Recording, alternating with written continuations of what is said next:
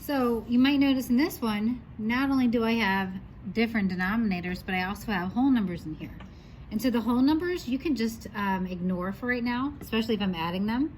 Sometimes you might see me draw a line down the middle here, just so that I know I'm just going to be dealing with the fractions right now, because I need to get those to be common denominators, right?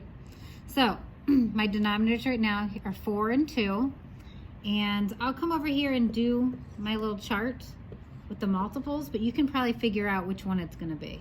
So I'll do 4, 8, 12, and then I can do 2, 4, and I can already stop, right? Because 4 is going to be my least common denominator, my least common multiple. I'm going to make new fraction bars with my new denominator. And then I'm going to find my new numerators up here. So how do I get from 2 to 4? Well, 2 times 2 gets me 4. I got to come up here and do times 2.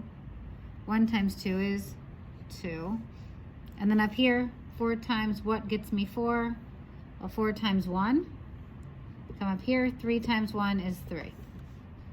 And so now I'm just going to add these up. I have my 3 and I have my 2. And so I get 5 over 4. Ugh, but we know 5/4, we can't write it that way. So 5/4 we actually have to convert into a mixed number. So 5/4, I'll erase this. 4 can go into 5 one time. So that's my whole number.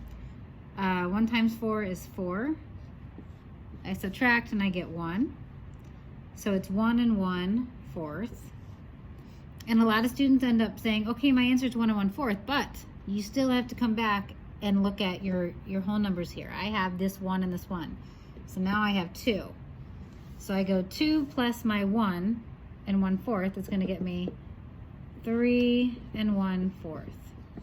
So a lot of information there, but all we have to do is come up with our common denominator. Sometimes we have to convert an improper into a mixed, and then don't forget to add our whole numbers. So sometimes we do have our whole numbers that we have to add in there.